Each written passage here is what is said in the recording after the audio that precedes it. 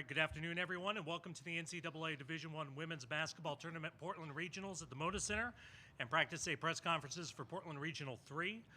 Some reminders before we begin the press conference. Please silence all cell phones. There's no flash photography and no video can be taken inside the press conference area. If you want to access the press conference video, you can do so afterwards on the NCAA Media Hub. We will take questions from the media room first, and then we will take questions from the Zoom room. We ask that you please state your name and affiliation before asking your question, and we ask that questions asked pertain specifically to the game coming up. Joining us now from Duke is head coach Kara Lawson. Coach, we'll begin with your opening statement, and then we'll open it to questions. Well, I don't know to have a long opening statement, but we're excited to be here, excited for the opportunity to compete, and looking forward to the matchup.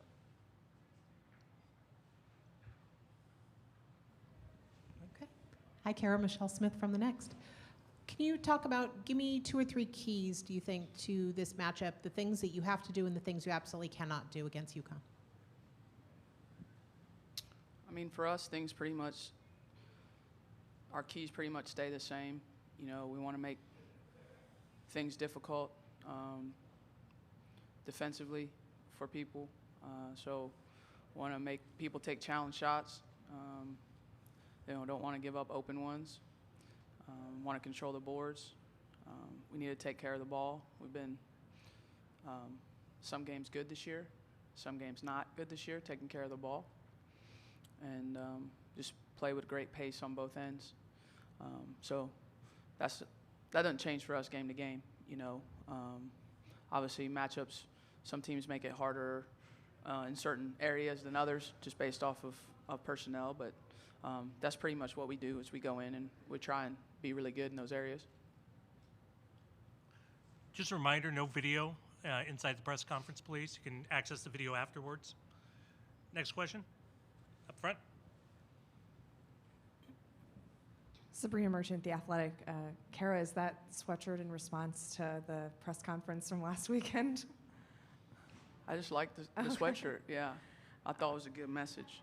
Then just big picture when it comes to scouting Paige Bueckers, what is it that stands out to you? I mean, she's obviously a really talented player, pretty complete in every area. So I guess what stands out is there's not a lot of weaknesses. You have to be really disciplined, really sound. And even when you do that, she's good enough to still make plays. So I think it's just being able to do it the whole game and trying to make things as difficult as possible for her. Alexa. Hello, here we go.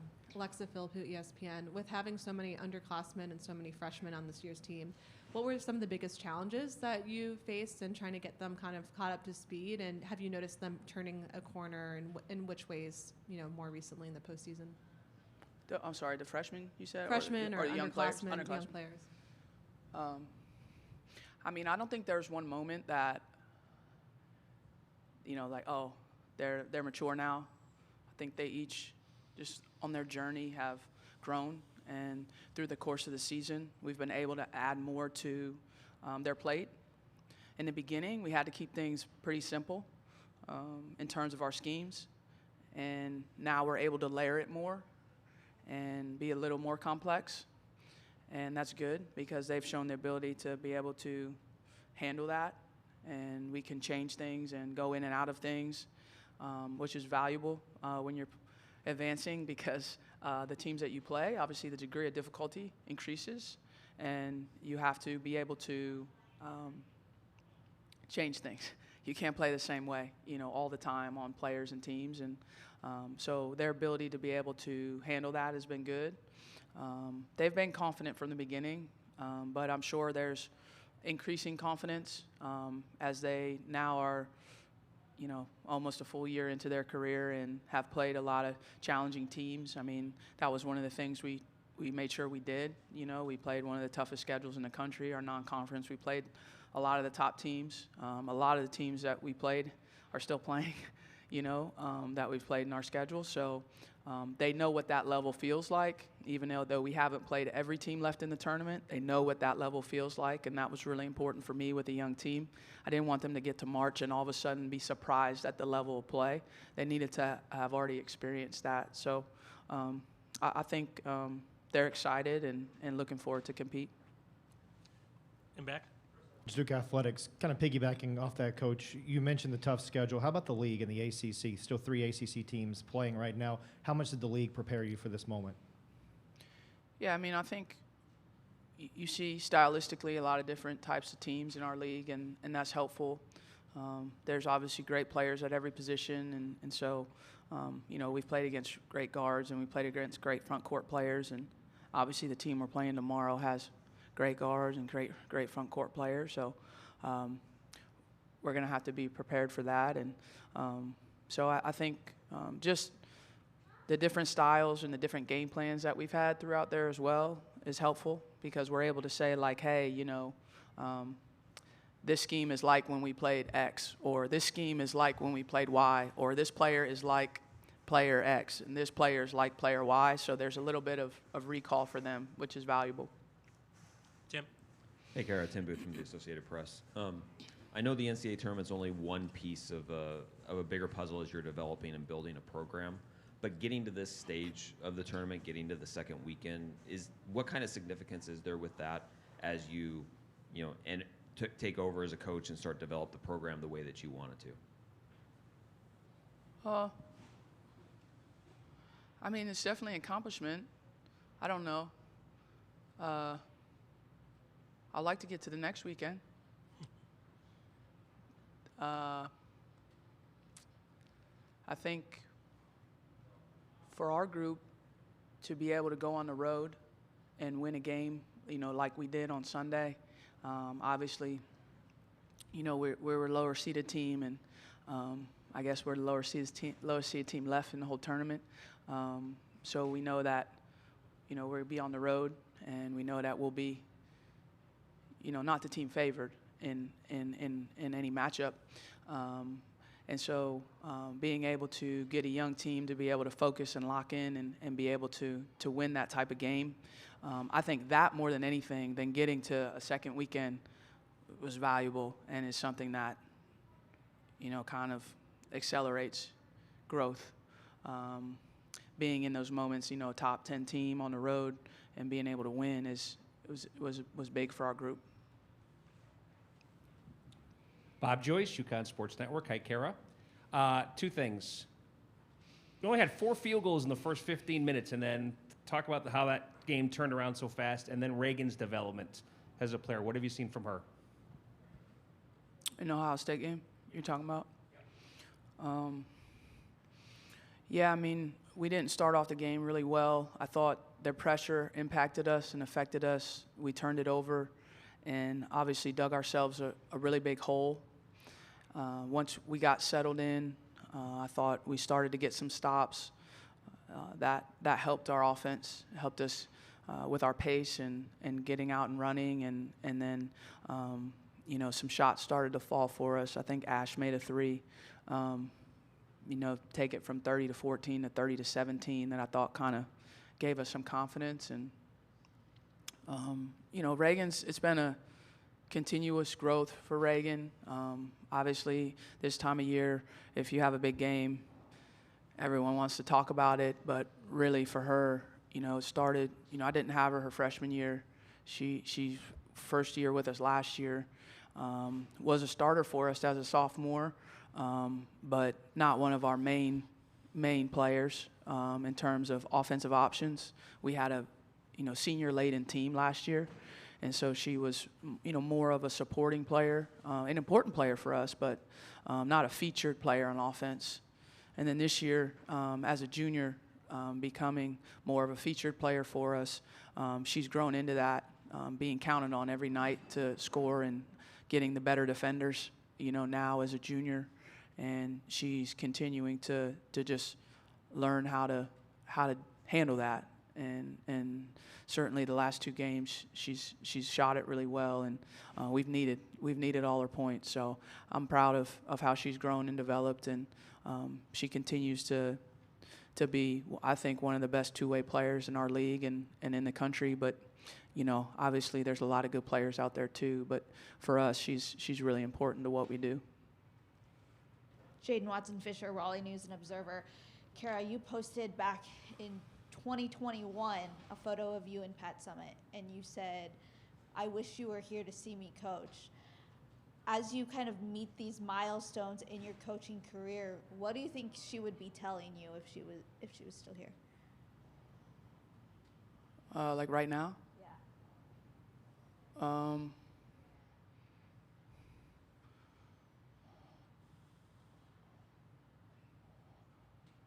I think she would probably tell me to make sure that my players are really confident going into the game. They have great belief in themselves, because you have to have that this time of year. You have to have, a high level of belief in what you can do as an individual and then what you can do together. That's the most important thing, more important than scheme, or game plan. And probably rebound. She was big in rebounding, so I would say she would probably tell me to tell them that they got to rebound. So I'll probably tell them that.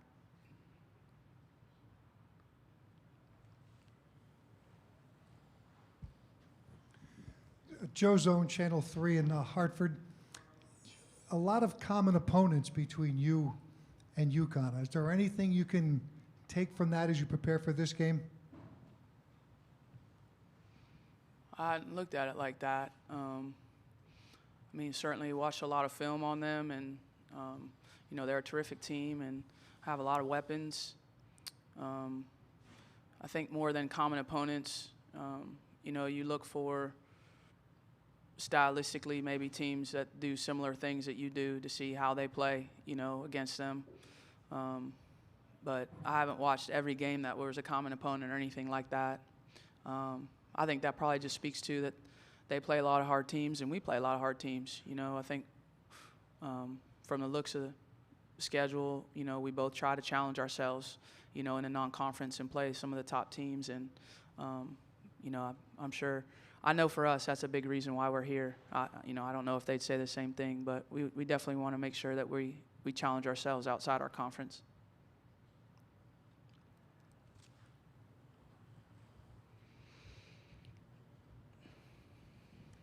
Going back to the question about Reagan, was there anything particularly over the last week or 10 days that you noticed? Was it maybe something that clicked with her or something that really led to this kind of performance that we're seeing recently?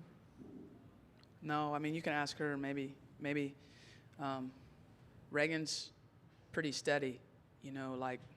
She's, what you're going to get from her every day. She's one of my most consistent players that I've ever coached, really. Not that that's a long time, only my 4th year, so don't go crazy here. She, every day in practice, great effort, great focus, great attention to detail. And she was like that when she came here. I didn't do anything to make her like that. She was like that. She came like that.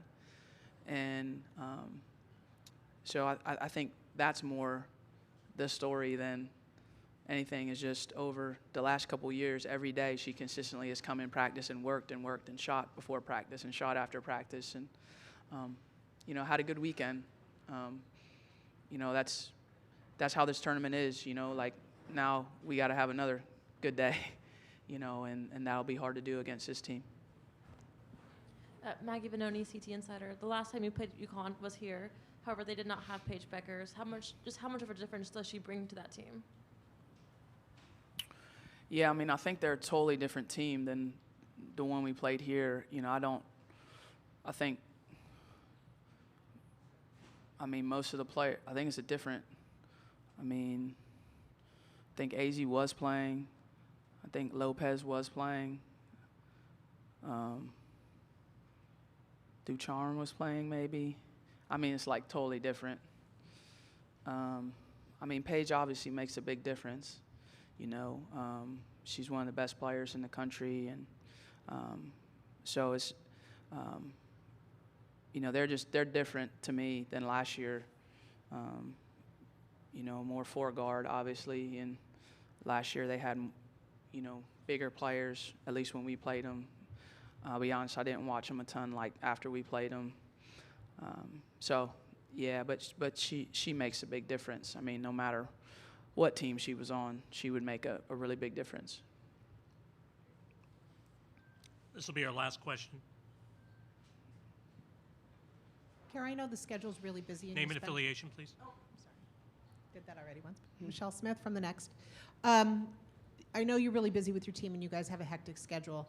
There are some really fun matchups this weekend. Are you going to have any time to watch games and just see how things are going, turning out for other matchups? Yeah, I mean, mostly I'll probably watch the Duke men's game tonight. I know they play Houston. I know there's games maybe going on right now, but clearly I'm not watching them. Maybe. I mean, I don't know. It just kind of depends on when they tell me when my free time is, then sometimes. But for the most part, I spend my time watching the teams we're about to prepare for or, making sure we have all our ducks in a row. But I think our team will probably watch our men play tonight in the Sweet 16. That's all the time we have. Coach, thank you very much. Thank Good you. luck tomorrow. Thanks. We'll have our student athletes from Duke up in about 4 minutes.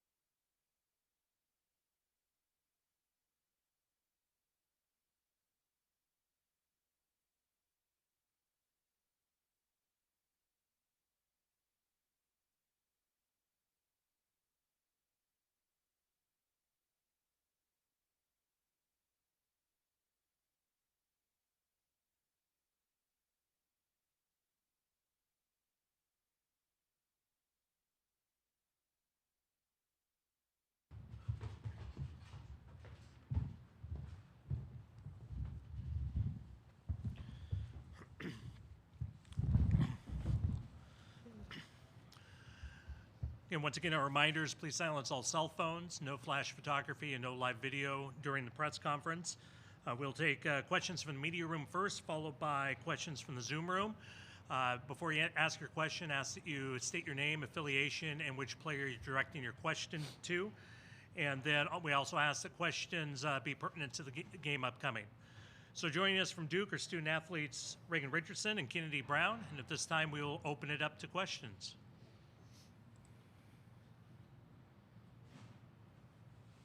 We'll start with Alexa in front. Alexa Philpott, ESPN. Reagan, I asked Coach if she had seen a difference in you, if something maybe had clicked over the last week, and she said that you've just been that steady player ever since you got to Duke, and it wasn't anything in particular. Is that kind of how you see things, or was there anything that changed for you just to have the start to the tournament that you did? Yeah, I just feel like my confidence has been at an all-time high going into the postseason. I feel like it's win or go home, and I'm going to do my best to try to help this team win, you know.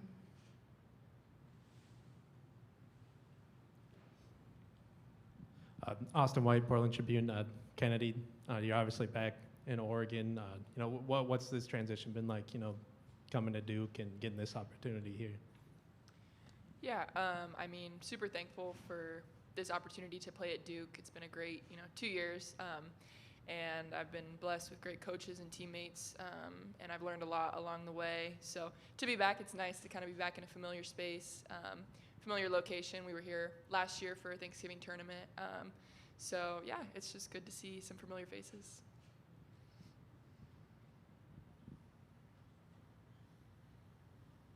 You have another one, go ahead. And Kennedy, you know, yesterday we talked to Taylor over there on Texas. What's it like getting to see her? And she said, you know, they still talk a lot. You know, did you get a chance to hang out at all yesterday or 2 days ago? I have not had a chance to see her yet, but yes, we're in communication like every day. We were roommates for 2 years, so super close. She's a great friend. I actually did get to see her. I went and watched my younger sister play in the Big 12 tournament, so I got to see her then and congratulate her on their Big 12 championship. Next question's in the back. Chris Edwards, Duke Athletics. For both of you, obviously leaders on this team, a group that has a lot of young players. How do you see your role as leaders on this team as you head into the matchup tomorrow?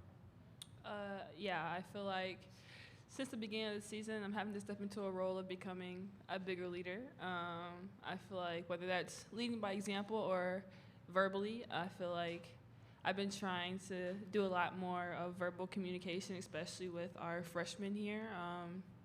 Just trying to make sure like they're on the right page, they're staying focused, and just talking to myself as well. I know that's pretty cliche, but just make sure I'm focused as well, and just making sure we're all on the same page.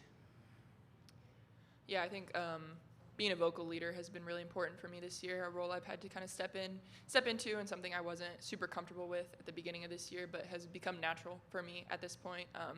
Communication, I think at this point, is crucial to win games, and so making sure I'm talking on both ends of the floor constantly, and then just kind of being a calming presence for this young group, being one of the more experienced players on the team.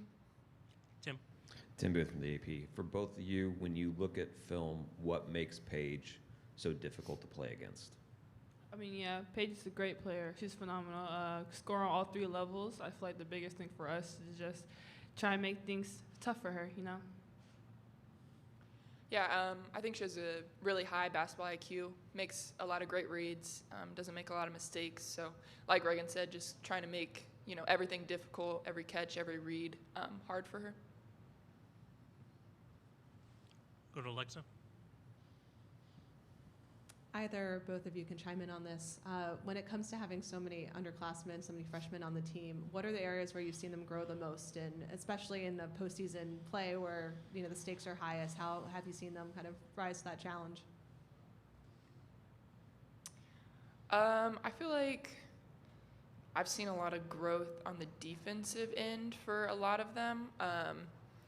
Learning schemes for each game, because every game is different, and so really locking into the game plan for that specific team, and learning plays, the other team's plays. It's one thing to learn your own plays, but then having to remember other teams' plays and what they're going to do, and really locking into that. And then I think just their pace on the offensive end, knowing when to push and when to kind of slow down. Okay, we don't have numbers, we don't have an advantage here, and kind of pull it back out. I think there's been a lot of growth in that as well. Yeah, I feel like since the beginning of the season, it was a little rough at the beginning of the season, just trying to gel together and be able to play together. I feel like the biggest thing for our freshmen, especially with Coach Kara, she's not going to sugarcoat anything with us. She's going to tell us how it is, and for our freshmen, I feel like I've seen them do a great job of just handling that and being able to grow with it. Kevin Pelton, ESPN.com. For either of you, Kara mentioned getting together tonight to watch the men's team play in the Sweet 16. Nothing new at Duke, but what does it mean to have both teams advance to the Sweet 16? Yeah, I mean, not a lot of schools can say that, so it's really cool. We like to support every athletic team at Duke. So to see our men be successful in this tournament has been really fun, and we're looking forward to a great game tonight. Yeah. Any other questions for our student athletes? Alexa, go ahead. You guys talked a little bit about what challenges Paige poses, but what other things do you see with this matchup about what makes UConn a good team? But then also, are there any areas where you guys think you can have the advantage too? Yeah, I mean, they're like a well-oiled machine. I think Coach Oriema has them prepared, and they just function really well as a unit. So being able to kind of be disruptive and get some disruption into that flow that they like to play with, and then pushing the pace for us, I think will be important as well. That's something we focus on every game, though. Our game plan hasn't really changed. Give what you can when you're out on the court, push the pace, and then we'll get subs in. And so I think our depth will be crucial for us as well. Any other questions? All right, thank you both very much, and best of luck tomorrow. Thank you. Our next press conference will be UConn at 2:15.